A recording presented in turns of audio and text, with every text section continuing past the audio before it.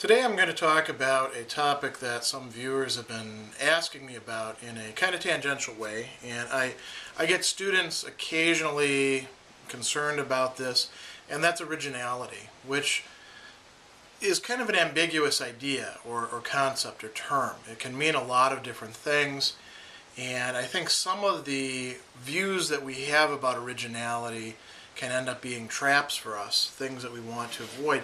And I can say that from my own experience, both as a student on the one hand, and then later on as a researcher and author and professor. So I got to thinking about this first because I've had viewers from time to time ask me things like, it's great that you're posting things about Aristotle or Kant or Nietzsche or Plato, but when are you actually going to post your own original work on YouTube? And I don't see things in the way that question kind of presupposes.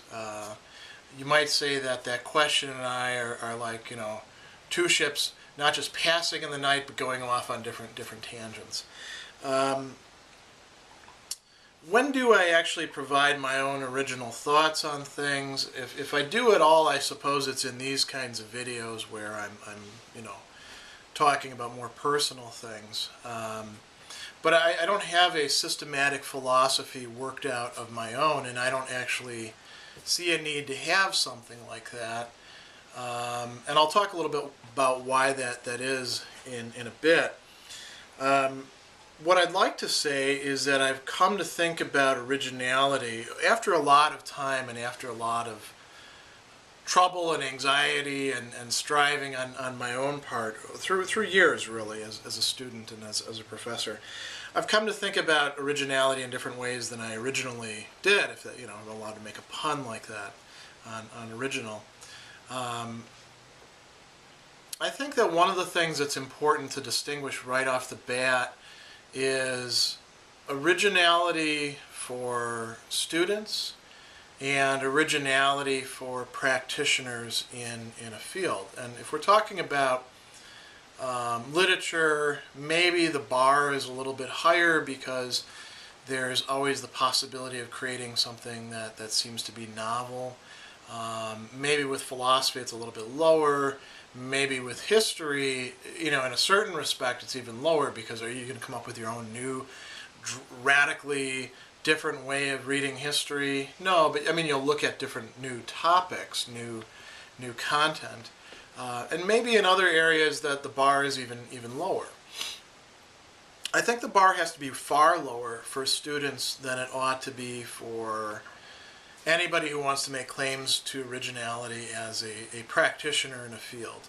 When you're studying a field, there's this tendency, especially in the humanities, the liberal arts, for students to, and I understand this very well because I got caught up in it myself, for students to kind of think that they have to come up with something new or else what they're doing is valueless. And let's distinguish from the start, unoriginality in the sense of just merely copying what somebody else is doing, mechanically, without actually putting anything of your own mind or thought or understanding with it, without grappling with it. The kind of stuff that people do when they cut and paste from Spark Notes or Wikipedia or even, from the Internet Encyclopedia of Philosophy or the Stanford Encyclopedia of Philosophy, reputable peer-reviewed sources.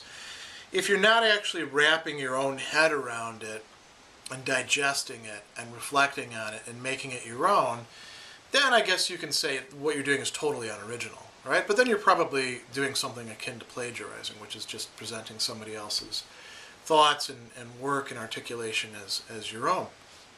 I want to leave that aside. I'm not so worried about that. There's a lot of students who, they're reading Plato for the first time, or they're reading Aristotle for the first time, or even for the second, or even the fifth time. If they're an undergrad philosophy major, or even in graduate school, for a lot of it, and they feel like they got to say something new about it, or else what they're saying doesn't have any value, any merit, because somebody else has already done that. And I want to say to them, that's a very particularly modern way of looking at things And the very people who you're studying, if you're studying ancient and medieval and even certain early modern thinkers, they didn't see the practice of philosophy or the practice of education and the learning that goes on with it, and the work upon yourself, the work in taking the material and bringing it into your own purview. They didn't see it that way. As a matter of fact, there was a lot of sort of copying and regurgitating answers in the beginning stages so that you would have a basis that you could work with. And you were expected to move beyond that, and fairly quickly, but not to radically leap beyond it in the sense of leaving all that behind. You were supposed to integrate that. You were supposed to assimilate that. And then if you manage to go a little bit further, well, that's great. But here's something to think about as a student. Getting your head around what it is that Plato is actually saying, that's no mean feat. And there's different layers and levels of the text. So at first you're working at the sort of superficial level, and you say, aha, I've got it. I know exactly what he's saying with this analogy between the city and the soul. And that's good. That's an achievement. You've gotten your head around something, and you've got a set of concepts that you can work with. You are further along than you were when you cracked open that book, and if you can start applying that to your own soul, you may not be necessarily right about it, but at least you're doing something intellectually stimulating. And if you come to the conclusion that this is all BS and this is wrong, that's progress too. But then you keep reading it some more and some more and some more, and so other questions pop up for you, and you start saying, there's more going on here, I think, and how does this connect up with this other text over here? And this other scholar that I read, he or she had a different view on this, and I want to take that in and see if there's any merit to it. Now you're getting into deeper levels, and the more and more that you do that, a lot of what you're doing is not original in the sense that nobody else has ever done it, but it's original in the sense that you haven't done it. It's new to you. And that progress, that process, that work, that effort that you're making to understand something that you didn't understand before, or to make a little bit more, to go the next step in understanding things, to bring in a few more things into the constellation of concepts that you're working with, that really is valuable. That is worthwhile. That is what it is to be involved in perennial philosophy. It's not like there's, perennial philosophy is a whole bunch of truths out there that exist independent of us, and they're just sort of waiting like, fruit to be plucked on a tree, and now you got them and you put them in your bag and get all these nice propositions. There are, truths out there that are, independent of us, but you make them your own by bringing them to yourself and working on them and working on yourself and gradually assimilating your mind to those truths, or however you want to see them, these insights, these great concepts and ideas. And so, I think at the student level, if you're doing that sort of thing, that's great. And to worry about trying to come up with some radically different take on things, you know what? A lot of people think that's originality.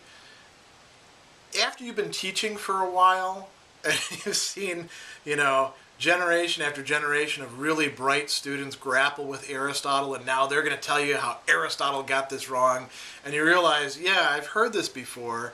This guy said that before, and this guy said this before, and this guy said this before, and some of them were scholars and said it in more erudite ways, and the rest of them were students who had this problem grappling with Aristotle's text. A lot of the ways in which we're going to go beyond people and be original turn out to not be original at all. Somebody's already done that sort of thing, and after a while, these leaps start to become kind of predictable. The more that you do it. So that's all I'm going to say about student stuff. When it comes to being a practitioner of philosophy, being somebody for whom philosophy is not just a means of earning some money or some content that I happen to teach, but a way of living and thinking and trying to sort of bring things together, I was very concerned with originality at other points in my career. I'm much less concerned with that now. Well, why is that the case? Maybe if I tell you that, it might help out some people along the line who are in that kind of trap or cul-de-sac or circling around that.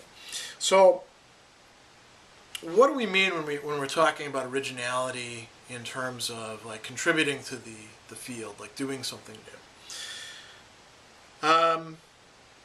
Do we mean doing something that nobody else has ever done, coming up with something that nobody else has ever come up with, saying something nobody else has ever said?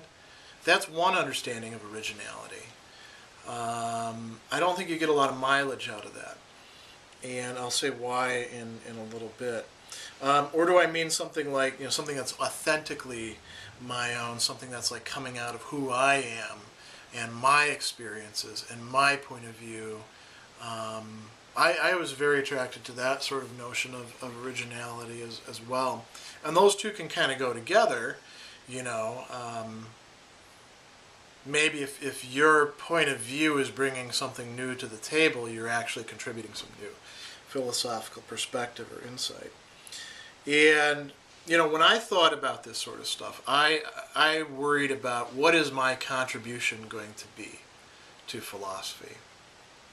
Is there going to be another set of secondary works on, pick whoever, on Hegel, on Aristotle, on Derrida? Am I going to start some group? Am I going to start a journal? I actually did start a journal at one point that failed miserably because I didn't know what I was really doing. What am I going to leave behind? And you think about this originality idea, sort of like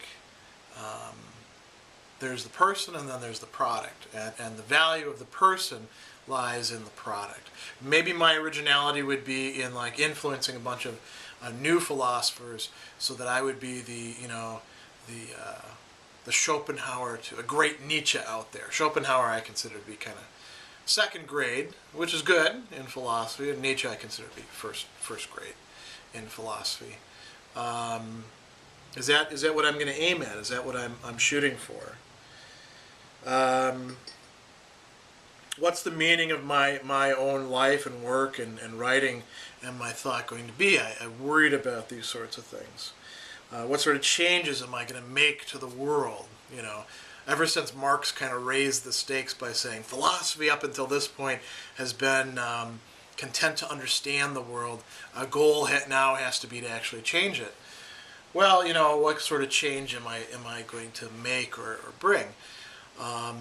Now, a lot of people worry about that sort of stuff, and I worried about that quite a bit, especially as an undergraduate and as a graduate student, and I would say even after grad school a bit, although working in the prison was good for humbling me in that respect.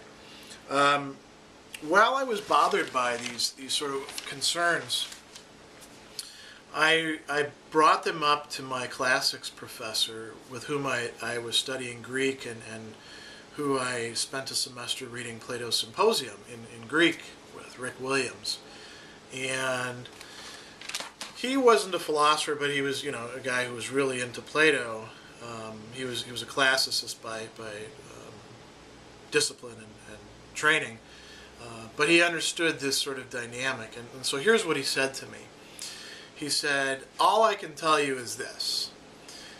My job is just to keep a fire going." And I said, "What do you mean by that?" He said, "Well, I came in when there was a fire that was going for a very long time, and other people had tended it and put some logs into it from time to time and kept it from going out, and people came and warmed themselves by that fire, and some of the people who came warmed themselves and they moved on to somewhere else. Others came and they loved that fire so much and they saw value in it, and they thought it had to be preserved and fed and kept in play, and so they stayed and they kept the fire going. And I'm one of those people. And it doesn't matter to me whether anybody comes after me, of all the people who warm themselves at this fire, whether any of them stick around. If the fire dies out after me, then the fire dies out after me. I did my job. I did what I needed to do. I kept this fire going. And I thought about that. And it didn't really make sense to me at first, and it took a while for me to really understand that. Part of what I was understanding is that, you know, if we're really doing philosophy, the philosophy is more important than the philosopher. Even when we're talking about, you know, doing, say, Platonic philosophy, or studying Nietzsche, or, you know, working our way through Hegel, it's not the personality or the individual that's the locus of value and what we really find worthwhile there. Augustine was right about this in pointing out that when it comes to truth or ideas or you know, things of those natures, we can all share in them, we can all participate in them together, and there's a way in which they're not really anybody's possession. So, you know, after Hegel wrote his phenomenology, the phenomenology in a certain way ceased to be his own and became a kind of common possession that anybody who really wanted to work their butt off could dig into and work their way through and see if there was some truth in it or not. Likewise, Augustine writing, you know, on the freedom of the will, it's, you know, by St. Augustine, and it helps to know something about the guy, but it doesn't really matter in some respect that it's by St. Augustine. It's the work itself and the quality that's there. So what about a different model of originality, of looking at this sort of stuff? If there's problems with the, like, I'm going to make some radical new contribution, it's going to be my contribution, that sort of view on that. You know, another different model, I would say the best representative of that is the book of Ecclesiastes. You know, nothing is new under the sun. Everything that's been done has been done before. Everything that's said has been said before. And it's not just, you know, the preacher Quolleth who comes up with this. This has been said at many times during history, and it's kind of a pessimistic way of viewing things. You can see Pindar saying something kind of like this in one of his poems, where he talks about a human being. He says, you know, tita tis, tita utis. What is a person? What is not a person? Aner skias anthropos. Man is but, or a human being is but the shadow of a dream. So we're like, you know, 3 steps removed from reality. And then it goes on, but when the God-given light comes, grasp it, seize it. And so it's not a totally pessimistic viewpoint. But, you know, it sees originality as like something that's really not even to be concerned with at all. And everything is just sort of repetitious until something breaks in. And then when it does, which you can't predict, just grab hold of it and see where it goes. I don't know if that is a very useful way of looking at originality either. So I'm going to talk about a third way. Here's how I see it now.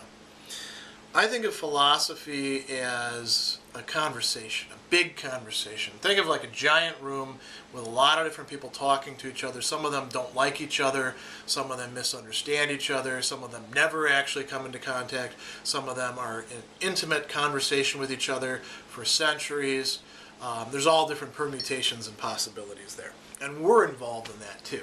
And we come in and we arrive late on the scene and we get to hear these conversations taking place, and it takes us a while to figure out what are these people talking about first of all, and then, you know, do I want to be over here or over there, or maybe over there, who do I want to listen to?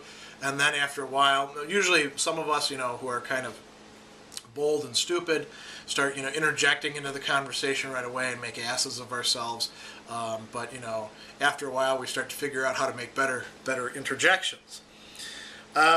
So if you have this view of philosophy as something like a conversation and a practice and a way of rationally reflecting on one's life as part of the way one lives one's life, then philosophy is not just something to be solved or settled the way that somebody like Kant seemed to see it. You know, Kant complained a lot that, you know, in metaphysics and in this and in this, nobody had really made any progress. Nobody had ever like come up with the one single thing that everybody would find convincing. And, you know, every time that I've read that, even when I was an undergrad, I thought, boy, that's a misguided way of looking at things.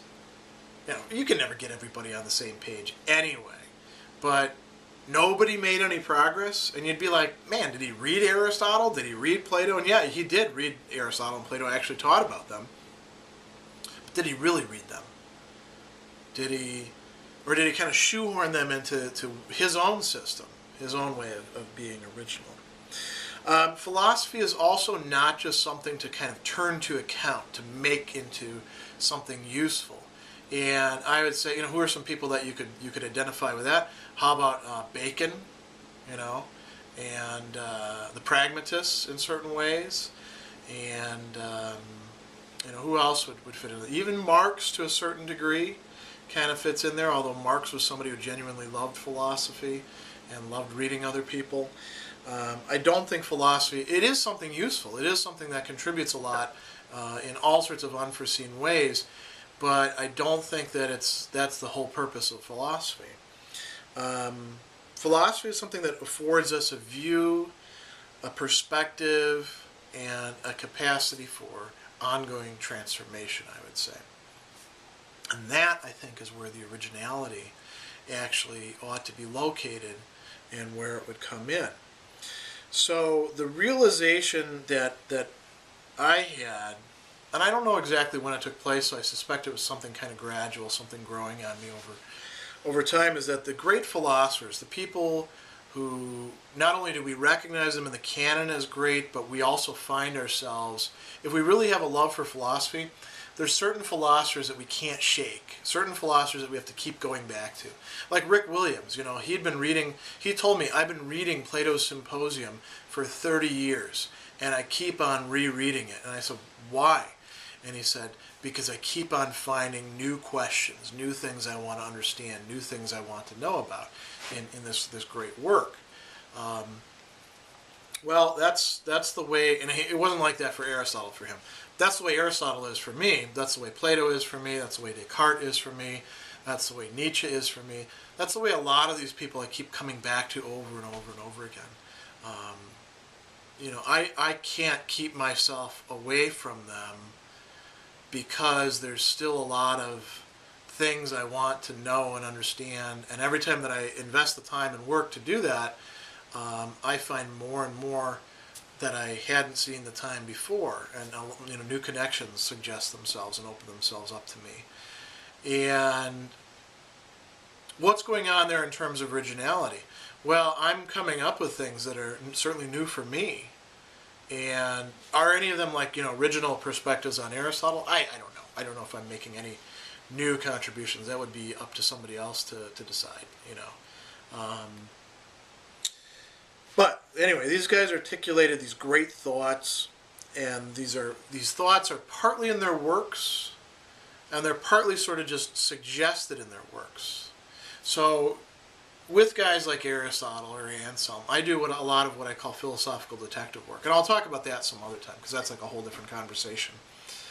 Basically what I'm doing is I'm trying to trace out certain concepts that are puzzling me or interesting me or fascinating me, that I'm seeing over here, here, here, here, here, here, here, and you know, with this concept that I'm seeing here, here, here, and then like trying to correlate them and see how they come together. Like what I'm doing with Aristotle and anger, for example, or trying to put together St. Anselm's moral theory as a whole, you know, those sorts of things. Now, is that making any sort of original contribution?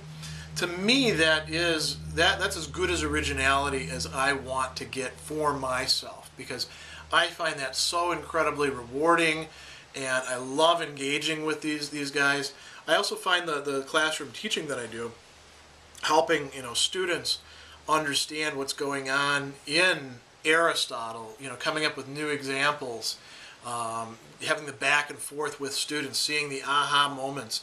To me, if that doesn't involve originality, for me that's better than originality. There's something more valuable there.